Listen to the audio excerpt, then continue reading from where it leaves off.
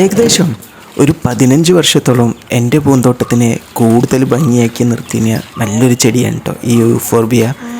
പിന്നീട് എന്ത് പറ്റിയെന്ന് എനിക്കറിയില്ല. 15 വർഷത്തോളം ഇതിൻ്റെ പല കളക്ഷൻസും എൻ്റെ കയ്യിലുണ്ടായിരുന്നു കേട്ടോ.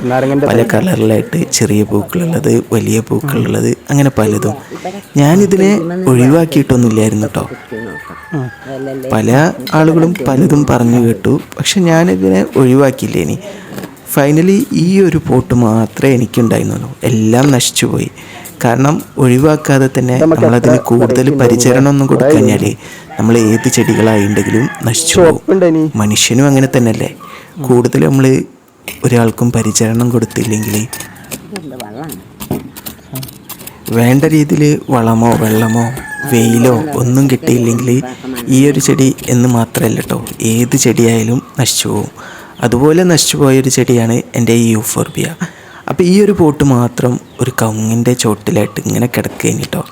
അപ്പോൾ ഇന്ന് അതിനെ ഞാൻ നന്നായിട്ടൊന്ന് പൊടിയൊക്കെ തട്ടിയെടുത്തിട്ട് എനിക്കൊരു പാവം തോന്നി ഈ ചെടി കണ്ടപ്പോൾ. അതിനെ ഞാൻ നന്നായിട്ടൊന്ന് ക്ലീനാക്കിയെടുത്ത് അതിലെ കമ്പൊക്കെ ഒന്ന് വെട്ടി കോതിയൊരുക്കി ഇതുപോലെ ആക്കിയെടുത്തിട്ടുണ്ട് കേട്ടോ.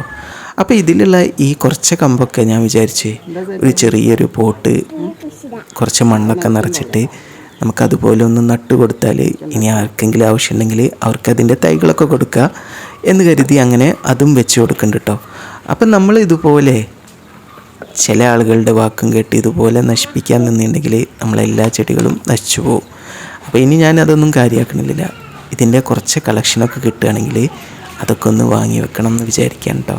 അപ്പോൾ ഇതാണ്, ഇത്രയും തണ്ടുകൾ എനിക്ക് കിട്ടിയിട്ടുണ്ട് കേട്ടോ. അപ്പോൾ ഇത് നമ്മൾ തണ്ട് നടുന്ന സമയത്ത് ശ്രദ്ധിക്കേണ്ട കുറച്ച് കാര്യങ്ങളുണ്ട്. എന്താണെന്നല്ലേ, വേറൊന്നുമല്ല കേട്ടോ. നമ്മളിത് നട്ട് കഴിഞ്ഞിട്ടുണ്ടെങ്കിൽ കൂടുതൽ നനച്ച് കൊടുക്കരുത് കേട്ടോ. കുറച്ച് മാത്രം വെള്ളം നനച്ച് കൊടുത്തിട്ട് പിന്നീട് ഒരു 5 ദിവസം കൂടുമ്പോൾ ഇതുപോലെ കുറച്ചായിട്ട് വെള്ളം നനച്ച് കൊടുക്കുക.